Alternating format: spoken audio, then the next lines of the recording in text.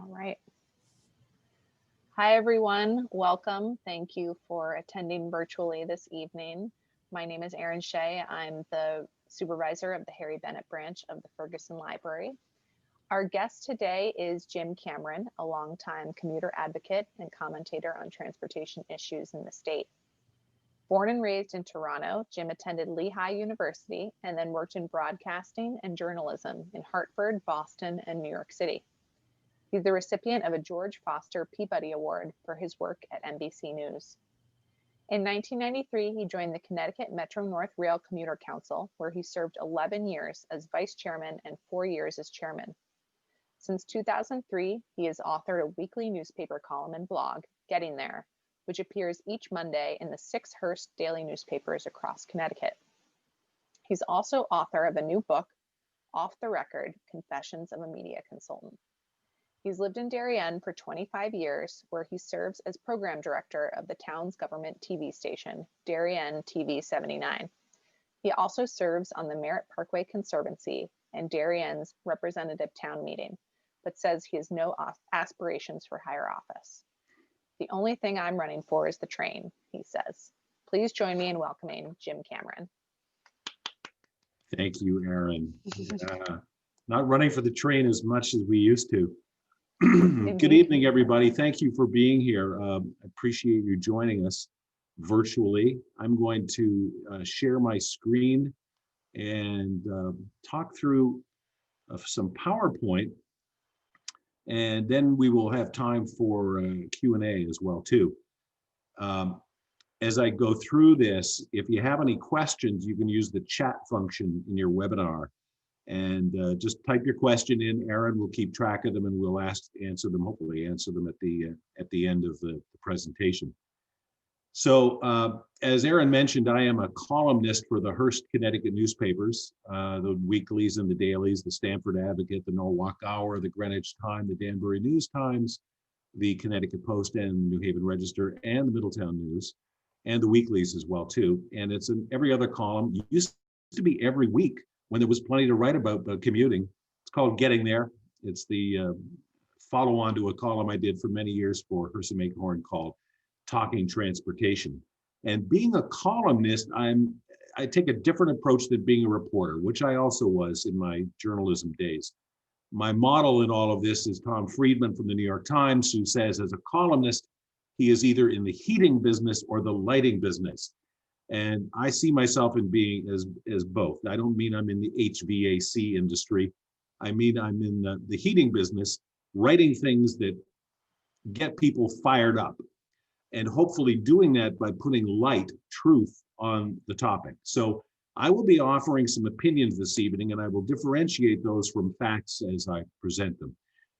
A lot of advocacy over the years on behalf of commuters on Metro North, on the Metro North Commuter Rail Council, and then the Commuter Action Group, which I formed 3 or 4 years ago as well too. And here's what we're going to talk about today. I want to talk about where we were on transportation issues before COVID hit, what has happened since, how we are adapting both on the train and bus system and on our highways.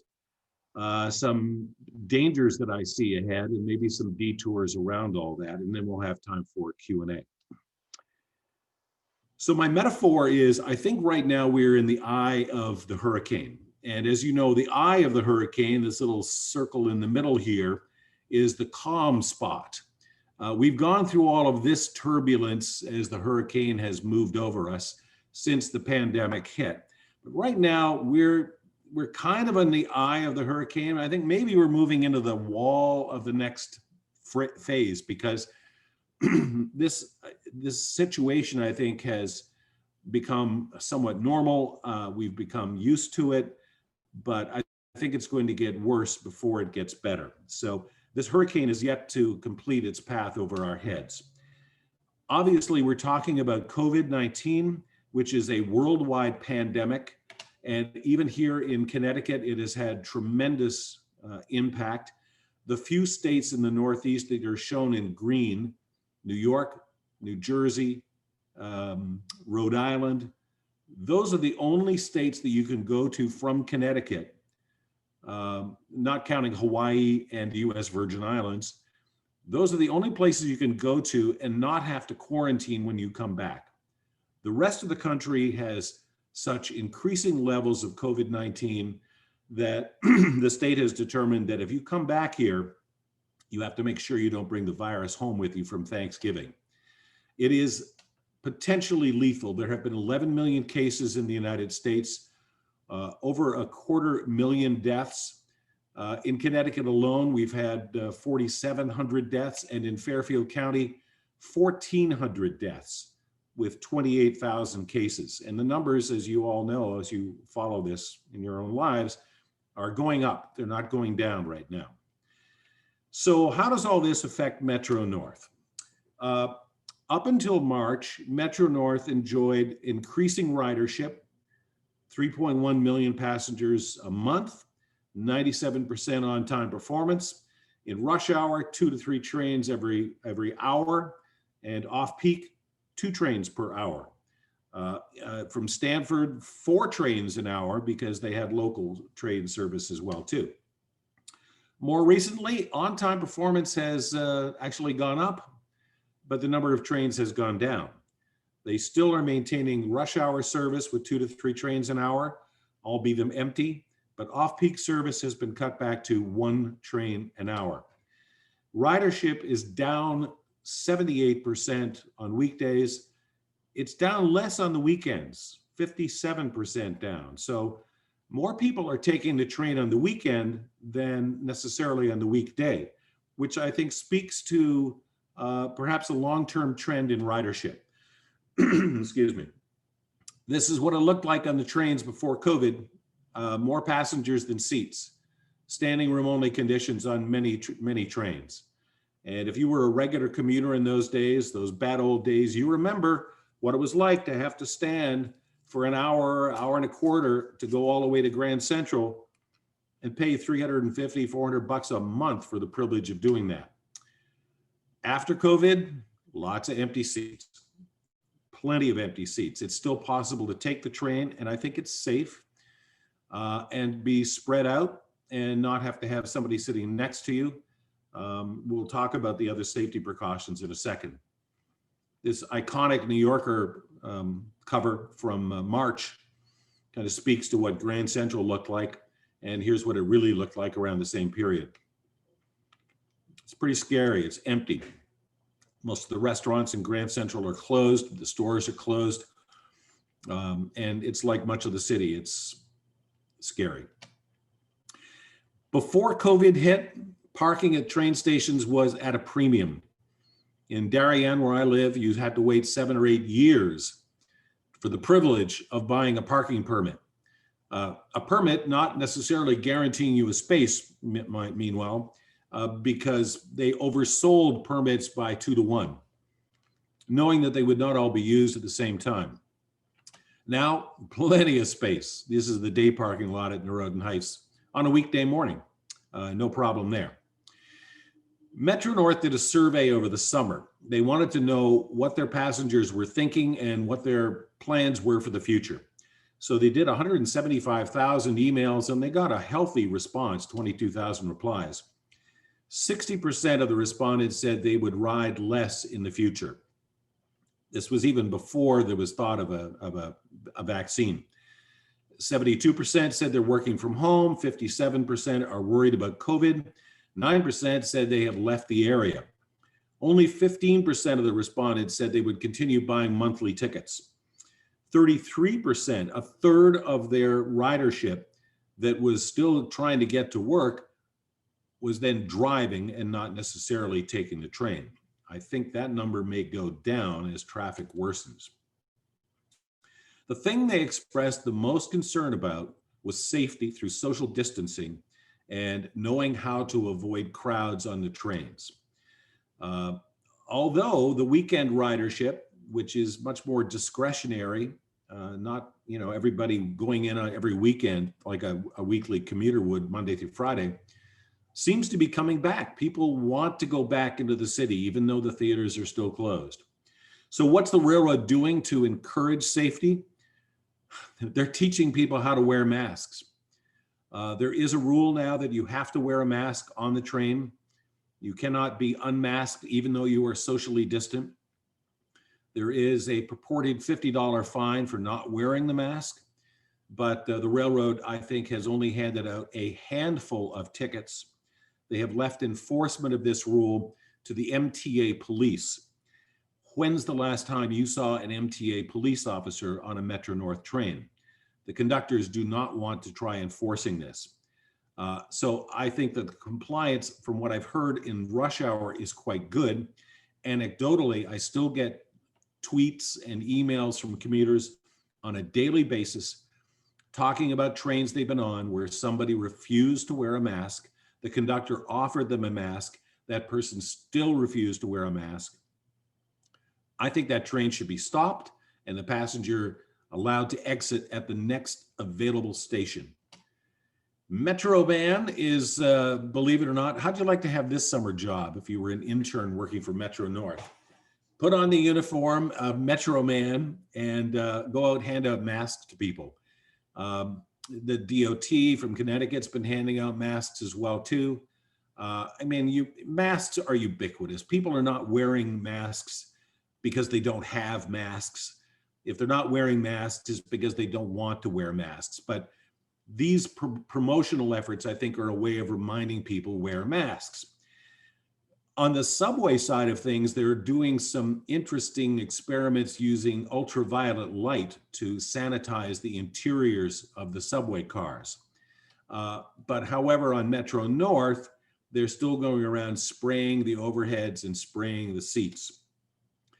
The railroad, to its credit, has worked with vendors to change its filter systems on the trains to include a virus-killing ultraviolet light in the filtration system. What you see here on the left-hand side is the filter that folds up into the ceiling. And this is Catherine Rinaldi, who's the president of Metro North. This is the gentleman from the technology side of Metro North who is demoing all this. I think they're doing a good job of trying to reassure passengers with some real science about getting the COVID virus, if there is any on the inside of a train, captured. The air filtration system, even before this was put into effect, changed the air every 5 minutes on the inside of a train. Train Time is the app that Metro North promotes for iPhone users and Android users, where you can buy tickets and you can check the schedules, etc. Yesterday, they announced in White Plains that they've added a new functionality that will allow you to know how many people are in each car on the train that's coming into your station.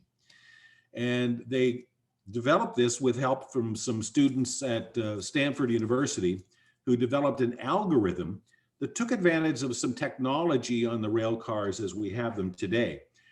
When the doors close on a rail car, whether it's Metro North or on the subway, there are weight mechanisms that say, okay, how many people are on this train? How many more pounds that were added to this train at the last stop? And they use that information, the car does, to know how to brake that car when they have to stop at the next station. So the Stanford students said, let's turn that information into data, take the weight of the car, and let the Train Time app tell people 5 minutes before their train arrives, which are the most heavily used cars on that train, i.e., where are the cars that have fewer passengers so you can be sure of being able to spread out when you get on that car. They've been using this on the LIRR. It's being debuted first on the Harlem and the Hudson divisions, and it's coming soon to the New Haven line. So I think the railroad's doing a lot to encourage passengers that it's safe to ride the train. Here's a Danbury train arriving on the upper level in morning rush hour in the old days. And here's a train arriving today. Lots of masks, good for them. Mask compliance is high. And obviously the guy on the right-hand side in the orange vest is cleaning very visibly. I don't know how effective it's working, but he's making sure everybody knows he's out there cleaning. Mainline ridership, going back to February when the pandemic hit on the left-hand side, as you see, plummeted around March and is slowly coming back. It went from a peak of 140,000 riders a day, roughly, down to about 19,500 in the most recent numbers there. That's the New Haven main line. Here's the Hartford line. The Hartford line is the new line run by DOT that runs from New Haven to Hartford to Springfield.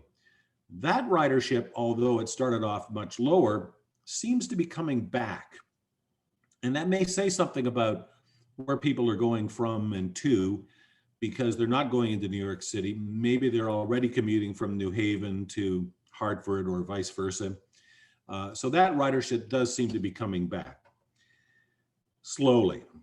And obviously we're wondering at this point, will there be a vaccine? And if there is a vaccine, will that change the diminished ridership that we've seen? So we're seeing the changes in residential patterns, work patterns, commutation, and what does all this mean to Connecticut? This is the question I think we came to address. The big question I have is, can Metro North continue, or can we afford to continue offering the kind of train service we've enjoyed on Metro North for years? How can the public transit system absorb the huge operating losses that they've been having? After COVID hit, the chairman and CEO of Metro North said these challenges are existential in scope. It doesn't get more foreboding than that. The MTA, the parent of Metro North and the subway system and the bridges and tunnels and the buses in New York City, projects a $16 billion with a B dollar deficit by 2024. That's even after they have cut $5 billion out of their budget. The options that were offered by the chairman, Mr. Foy, were horrible. The projections that they're looking at are not only in the loss of fares, but also on subsidies, the loss of tolls on for bridges, on MTA bridges, and also all this increased spreading of spray and ultraviolet light and cleaning the subway trains every night and having Metro Man pass out masked everybody. That's expensive. That's cost the MTA a lot. So what are the alternatives? Well, first off, they're obviously waiting for the next round of federal help. And if that's not coming soon, I think we're going to see some of these other alternatives come to play. Layoffs of employees. My column this week in the newspaper was about a guy named Mike Shaw, who was a conductor on Metro North for 36 years. And his father was a conductor. 5 of his brothers and sisters worked for the railroad. He just retired recently because the reduction in service has meant that the existing engineering staff, conductors, railroad engineers, are getting less and less work. They're not getting the overtime that they used to. A lot of those conductors were enjoying pretty nice salaries because they were working 60, 70, 80-hour weeks. This guy retired because he said, I can make as much on a pension as they're going to make as a conductor. I think if they start laying people off based on seniority to save money, that's going to lead to another brain drain. I think a lot of the senior people are going to just say, it's time to go. More concerning, I think, to commuters is, will there be a reduction in service? Will they cut the number of trains? And could they possibly raise the fares? The fares already on Metro North are the highest of any commuter railroad in the United States. That's based on the fact that the subsidy of those fares is the lowest of any commuter railroad in the United States. So here are the scenarios that the MTA has outlined. Wait times going from 8 minutes to 15 minutes, or going up to 8 minutes for subways and 15 minutes for buses in New York City. The Long Island Railroad and Metro North not having trains every hour. Remember, we used to have 2 trains an hour. Maybe having trains every 2 hours. Not at rush hour. I think they still want to protect that population, but off-peak every 2 hours. Crucial upgrades to the city's subway system signals would have to be scrapped, And they're talking about draconian fare hikes. So far, the fares on Metro North are still all off peak. They have not gone back to peak fares in rush hour. I don't think they want to do anything, if they can, to discourage people from taking the train. So from Stanford to Grand Central now, it costs, these are off-peak fares, $11.50 one way, $152.50 for a 10-trip ticket, $335 a month. How much more will those go up? And will that discourage people from taking the train? Get back in their car? We'll have to see. In the past 17 years, fares on Metro North have gone up almost 54%. On the buses, which we'll talk about in a moment, fares have gone up 75%. Now, every time there's a fare increase on Metro North, they have to have a public hearing. And I've referred to the public hearings as political theater because it's very dramatic. All these commuters show up and they bring in their pitchforks and their torches and they say, I'm mad as hell and I'm not going to take it anymore. I'm going to get back in my car and drive away. And every time there's been a fare increase on Metro North, ridership has gone up. It's not gone down, it's got up. Why? This is all pre-COVID, of course, because the alternative, if you have to get to a job in New York City, is what are you going to do? Drive? Metro North has like a 95% market share of people coming from Connecticut going into New York City because there's no other way to get there. And parking in the city is expensive, even if your boss is subsidizing it. There are some costs that Metro North and its parent organization may have some control over. The long-term projects that are still working along, and I'll show you one in a second here, may go on hold. That's $51 billion in projects over the next 4 years. The biggest being East Side Access, which is this amazing tunnel that's being dug underneath Grand Central to build access for Long Island Railroad trains to come into a new station in the lower level of Grand Central. The air train, the subway going out to LaGuardia, that may be put on hold, and those signal systems that we needed to replace on the subways, that could be put on hold as well too. Still up in the air is what's going to happen to the congestion pricing plan that was supposed to go into effect next month in New York. That's the idea of putting tolls on people coming into the business core of central Manhattan to discourage them from driving and instead take the train or mass transit or bike or something else. That was supposed to raise a lot of money. I haven't heard anything about that since. It's probably on hold as well too. This is the project I think is the one that's probably in the greatest peril right now. The Long Island Railroad East Side Access Plan. As you know, the Long Island Railroad comes from up here in the upper right-hand corner. This is Queens.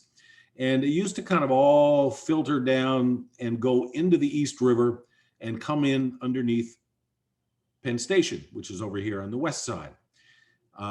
They used an existing tunnel that was built for subways, a double-deck tunnel, to build under 63rd Street, a new connection for the Long Island Railroad to come along underneath here and then come underneath the existing Park Avenue tunnel system into this new lower level at Grand Central.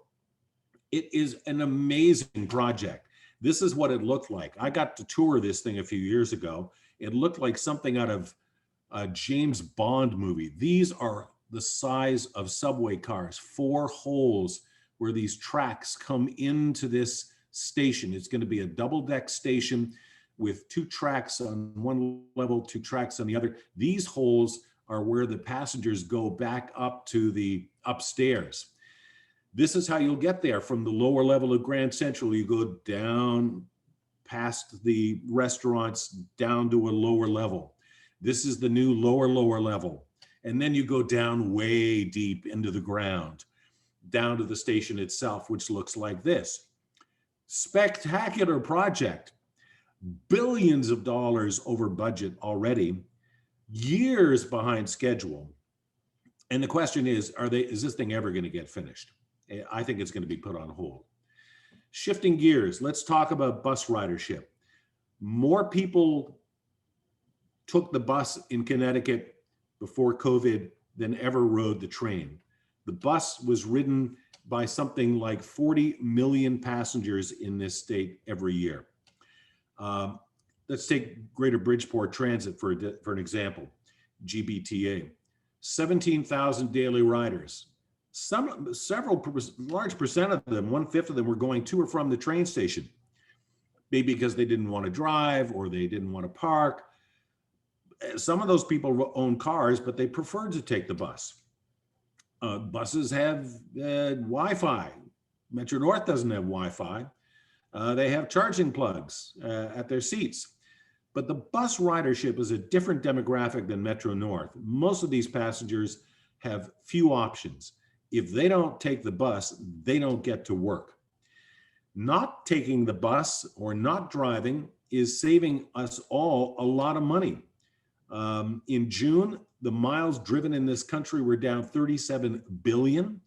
That is saving commuters $758 million a day by not having to buy gasoline, not having to pay for oil changes or repairs to their car. And look at how much time we're saving by working from home. In the case of Metro North commuters, it's a lot more than this 54 minutes a day. If you're commuting from Stamford, that's at least 2 hours a day out of your schedule. It's also meant for cleaner skies. Do you remember in March what the sky looked like, how blue it was? Because the pollution had been decreased. And let's talk about the roadways, because that's obviously where a lot of people are going now to get back to where they want to go. Rush hour traffic on the highways is definitely coming back to the pre-COVID levels. Just look at the delays on 95 and the Merritt and 91 and 84. The people that are having to go into the city, many of them are driving at this point. However, overall driving is down, which means that gasoline tax revenue, which helps subsidize mass transit and highway repairs, is also going down. The Special Transportation Fund, which is mostly funded by gasoline tax revenues, is going to run out of money by the middle of next year. And when that happens, that means the state can no longer issue bonds for road repairs or rail work. And every dollar that we don't spend on needed work on roads and rails today is eventually estimated to cost us $4. The other problem I have, and this is my pet complaint, is the legislature is AWOL on this issue. The legislature pre-COVID refused to debate the funding alternatives. And they have not been very active since COVID happened. They had a special session over the summer, hastily passed a number of bills which are coming back to haunt them at this point. But where are they on the issue of transportation?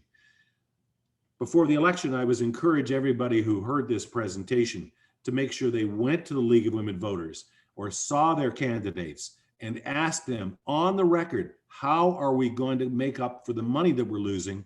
How are we going to keep our roads and rails going?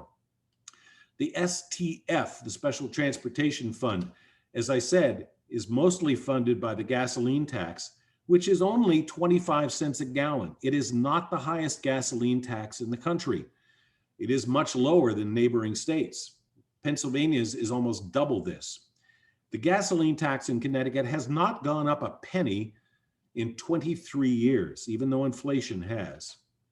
The gross receipts tax on other petroleum products helps fund the STF. When you get your DMV license and your permits, that goes into the pot as well too. Even a tax on new car sales, which is going to be effective next year, will help fund the STF. You take an Uber ride or a Lyft ride, 25 cents is added onto that to help subsidize mass transit as well too. And any money that they need after that is transferred out of the general fund. The expenses, what does the STF get spent on? This is the most shocking statistic. 40% of all the money in the Special Transportation Fund pays debt service on bonds that we issued decades ago. And at the rate we're going to ask our grandchildren to pay off the bonds that we will have to issue now to do the repairs that we need to. Yes, the other expense is obviously the operation of the Department of Transportation, fixing the roads, plowing the roads when it snows, etc. Pensions, yes, I don't need to get into the whole state pension issue. There is some aid for towns, state police patrols, etc. But this chart that shows expenses of the STF going back to 2015, projected out to 2022, this blue section is debt service. That's the sins of the past that are finally being paid off. And as you can see, the operating side of things is still a bit more than the debt service, but these purple projects are what they refer to as the low-hanging fruit, the easy to start projects in the Malloy administration. So what's the answer to all this? How are we going to fund our necessary investment in mass transit, our roads, our rails, our bridges, etc., if we don't have the fares or the gasoline taxes that we're used to, if commuting patterns change, if Metro North ridership never comes back? This was the question posed by Governor Malloy when he came out with his Let's Go CT $100 billion 30-year wish list of transportation projects. He called it a plan. It wasn't a plan. It was a wish list. There was something for every corner of the state. It was not prioritized. It was people would say, well, what do we need to do first? And he would say, we have to do all of it. He came up with the list, but he didn't come up with the funding mechanism. And as I think politicians are likely to do, they want to be given credit for fixing things, but not how to pay for it. So as we often do, all too often in Hartford, if we don't know what to do, we create a panel. We create a blue ribbon panel. And that's what he did. The Transportation Finance Panel. And there were some of the brightest and best on this panel. And they spent weeks and weeks interviewing people from around the country. They talked about all the alternatives. They looked at crazy ideas, and they said in their final report, here are the things that we need to do. The first thing they said we need to do is we need to stop money coming out of the Special Transportation Fund that's not being spent on transportation. And that was called the Lockbox Initiative. And that was a referendum 2 years ago that passed by 83%, some huge number. And so good, now the money that goes in is not going to come out and be spent on anything other than transportation. However, when that referendum passed, the governor Lamont, said, well, I guess that's a vote for tolls. People want us to spend some more money on tolls. We'll get to that in a second. The other alternatives the finance panel came up with were, we need to increase the gasoline tax. It was lowered 14 cents a gallon in 1997 in a very politically popular but long-term stupid move. If the gasoline tax had not been lowered in 1997, the Special Transportation Fund would be flush with money. We would be repairing bridges. We would have been doing it for the past 23 years. The gasoline tax needs to go back up. Now's probably a good time to do it. My column 2 weeks ago was gasoline in this country is too cheap. It doesn't reflect the actual cost in society of transportation. Go back and read that one and send me your hate mail. I welcome your response. The other ideas they came up with was increase the gross receipts tax on all other petroleum and propane products by 1%.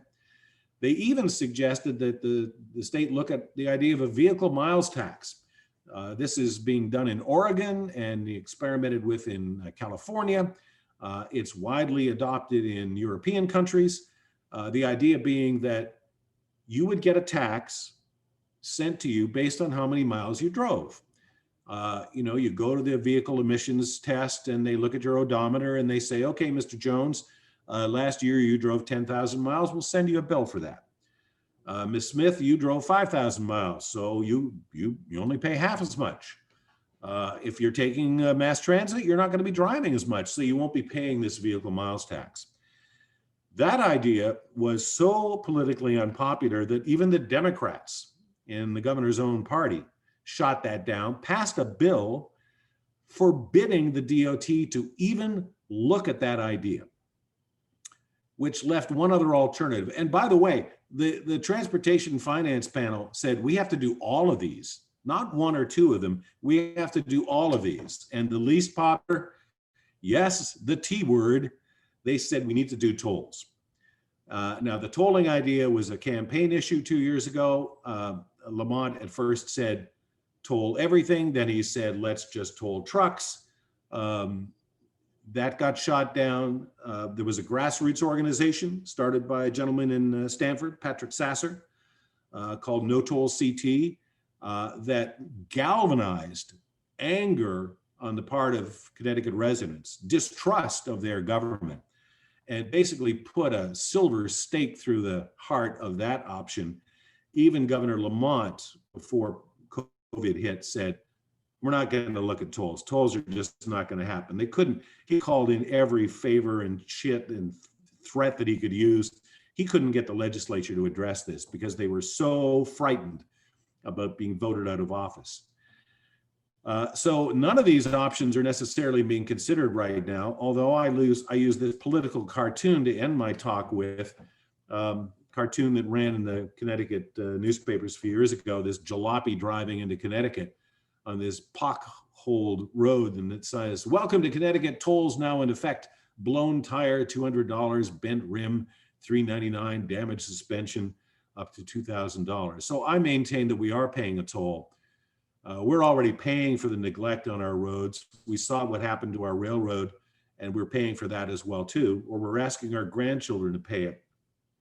But we're not paying it ourselves directly at this point. So I welcome your questions. If you have questions, type them into the chat function. If you want to contact me, here are the Commuter Action Group email contacts. Follow me on Twitter at CT Rail Commuters. And if you're interested, pick up my book. It has nothing to do with transportation, but it deals with my other life as a media consultant. So, Aaron, how are we doing in terms of Okay, we have a couple questions in the chat, very good questions, and I saw that someone raised their hand as well, so we'll get to them after the questions that were asked in the chat. So the first question is, what kind of business plan does MTA have to potentially monetize adjacent business opportunities from its assets and unique physical presence, i.e. in fiber optic cabling, freight train revenues, real estate like restaurant, hospitality and parking, and other sources of supplemental income like the model followed in HK? In Hong Kong? Hong Kong, I guess. Yeah. Can you take my share screen down off so I can yes, not hide behind my slide anymore here? Thank you. I don't know if I see myself here, but am I back up on screen? Oh, there I am. Okay. There we go. Okay, good. So for the benefit of those people who don't know what's going on in Hong Kong, this is an excellent question from somebody who obviously knows what he's talking about. Hong Kong has one of the most, this is again pre-COVID, Hong Kong has perhaps one of the most heavily ridden subway systems in the world, with some of the lowest fares as well too. Obviously a city state with a huge dense population. But I've been there and I've ridden the subway, and it's amazing. It's just incredible. The way that the Hong Kong subway system, it's a private organization, by the way, I believe it's private. The way they keep the fares so low and the service so good is they own a lot of the real estate on top of their stations. So they have built office buildings and shopping malls, which they own and they make money from as a landlord on top of the stations where they bring trains into. So people pay to ride the trains to go to stores in buildings that they own. Metro North is not doing any of that, with the possible exception of Grand Central, where they, were the 99-year leasee, and I think now they actually own Grand Central. And so, they were making pretty good coin off of renting space to the restaurants and the stores within Grand Central. Now they're back negotiating with all those people to perhaps lower those rents as well too. In Connecticut, there's a concept of something called transit-oriented development. And that's the idea of, when you put a new rail line in, as they did on the Hartford line from New Haven to Hartford to Springfield, and the DOT built these beautiful new stations at places like Milford and Wallingford. Suddenly real estate values around the station went up. New office buildings went up, condominiums. And the DOT didn't make any money off of that. That was all made by the private developers. The towns made money because the property values increased and the real estate taxes went up. So there have been discussions over the past few years going back to the Malloy administration, who slipped a very sinister looking bill into the hopper that nobody quite noticed until Gail Lavielle, a Republican from Wilton, a state rep, read the bill and sounded the alarm. The state wants to make money back from its investment in mass transit by being able to control or share in the profits of the land development around its stations, cooperatively with the towns, or maybe through eminent domain, where they can say we own or we're responsible for, or we can do anything we want with all the land within a half mile of every train and bus station. Now, in downtown Stamford, that would include most of the central business district. And I think the city of Stamford would probably like to have some say in how that land is developed. So I think those discussions are ongoing. I get the sense of the fairness of the idea that the state is using state money, public money, to invest in those transportation amenities. And maybe there's a way of paying back the state or incentivizing that. The Western Council of Governments, which is headquartered in both Danbury and Stamford, has received a grant from the federal government to study this idea. They're looking at new funding options of how to support transit. And one of the options they're looking at is this kind of transit-oriented development, public-private partnership, which again, this is a long answer to a short question, but I think people are thinking about this. I think they see this as an option, but nothing much has happened yet. Again, talk to your state legislator.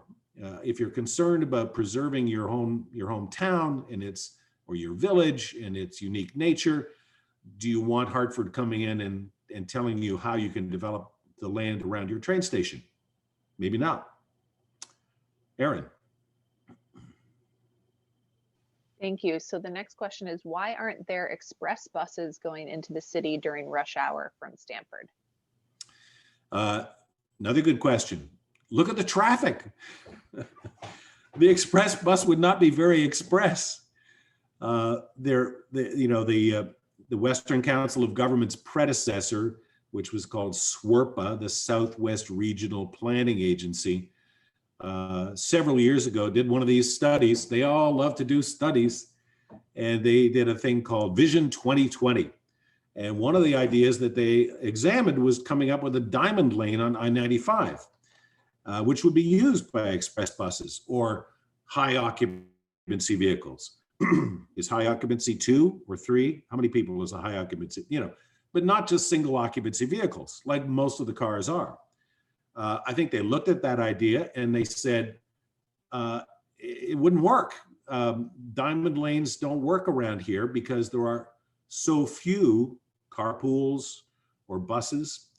The bus industry is it's a private industry. If the people that run Bolt Bus or Greyhound or Peter Pan felt that there was a market to start express bus service for commuters out of Connecticut into New York, there was nothing stopping them from doing that. Same answer to why we don't have ferry boat service on Long Island Sound. Smarter minds have looked at this and said, it seems like a good idea, but it just wouldn't work. The train doesn't get stuck in traffic. Yeah, it runs late every now and then, or regularly it runs late, but I don't think any motorized vehicle could get from Stamford to Midtown Manhattan in the 51 to 55 minutes that Metro North takes to get there. So that's another good idea, but didn't work out. Erin? Okay, the next question is in regards to the toll problem with commuters. They're wondering if the money will stay in the transportation fund or go into the general fund. Well, it depends on how the legislation is written. And that is, again, this is moot. I don't think we're going to see tolls. I have been writing about tolls and predicting that we would have tolls in Connecticut for many years. And I took more than my fair share of heat for that, because I think tolls make sense. I think it's a user fee. And, you know, you pay a user fee to take Metro North, but you don't pay a user fee, aside from gasoline, to ride on I-95 at rush hour. I think that's not a right. It's not in the Constitution. It's a privilege. So the idea of the lockbox in the Special Transportation Fund was to answer that very question. And I think legitimately so. I think people were very skeptical because the STF, Special Transportation Fund, was regularly raided for money by the legislature. It was like a petty cash box, you know. And a friend of mine, I got a call from Governor Malloy on this when I wrote this in my column. Called me at home, scared me. Jim, I saw this in your column, didn't think it was helpful. A friend of mine said, you know, the Special Transportation Fund had more back doors than a Hot Sheets Motel on the Berlin Turnpike. It wasn't a lockbox, it was a sieve. But I had faith that if the legislature, you know, actually was courageous enough to invoke the idea of tolls or some fundraising mechanism, they would make sure that that money could not be spent on anything but. However, you know, you could have billions of dollars sitting in the Special Transportation Fund and have all kinds of grandiose ideas of, you know, rebuilding our highways and putting in new train service and things. But what if a tsunami came down Long Island Sound and wiped out our Gold Coast? And the Special Transportation Fund lockbox said, sorry, you can't touch that money. You know, I think there always has to be some sort of an option, but you know, I've seen the light. I don't think we're going to see tolls. Sorry. Erin? Okay, the next question. If MTA ridership is down 80% and they're only running a third to a half of the trains they did in February, why haven't they furloughed 25% or more of their staff? That's a question. I'm not Metro North. I don't have the answer to that. I think they have been holding on, trying to preserve that staff in expectation of ridership returning and service returning with it. Those are union jobs. I believe they are furloughable. I mean, those people could be laid off, but you know, let's not be too critical of the rank and file of those employees of the railroad. They've been working about half as much as they used to. As I say, a lot of them are starting to retire and take their pensions. They've been out there working in the middle of the pandemic before we had masks. They were asked to, you know, put themselves in the front line like first responders, and they deserve a lot of credit and thanks for doing that. Yes, they're well paid. They're very well paid. But I think it is push coming to shove that if the federal government doesn't come up with money to make the MTA whole again, those furloughs will probably happen. The next question, or well, it's comment and a question. Great talk. How can we best advocate for more transit funding? I agree we need to do all of the ideas the panel suggested. The No Tolls Connecticut campaign may have been misguided, but one of its key points was funding issues and why infrastructure costs were sky high. This is a problem around the country, but I think Connecticut's Department of Transportation is a particularly bad example. How can we try to remedy this? Okay, well, first of all, thank you for the kudo in the midst of a nasty question. No, it's not a nasty question. It's not a Trumpian nasty question.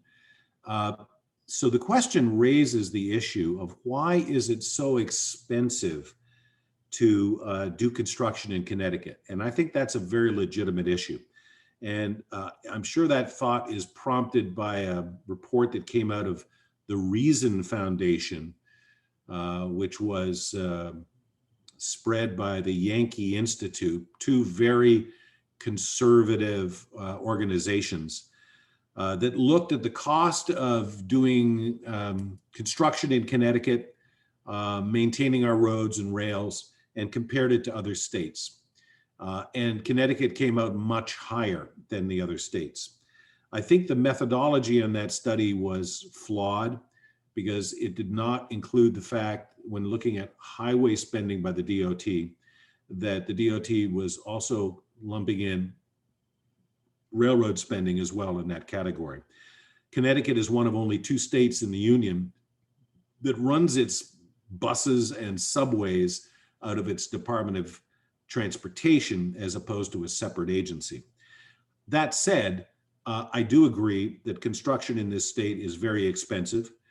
And I think that the DOT should look at that. I think the legislature could look at that. But I don't think it's so outrageously expensive that that is the reason that we're not spending money on it. I think what we lack is and this goes to, I think, the gist of your question, how do we advocate for mass transit?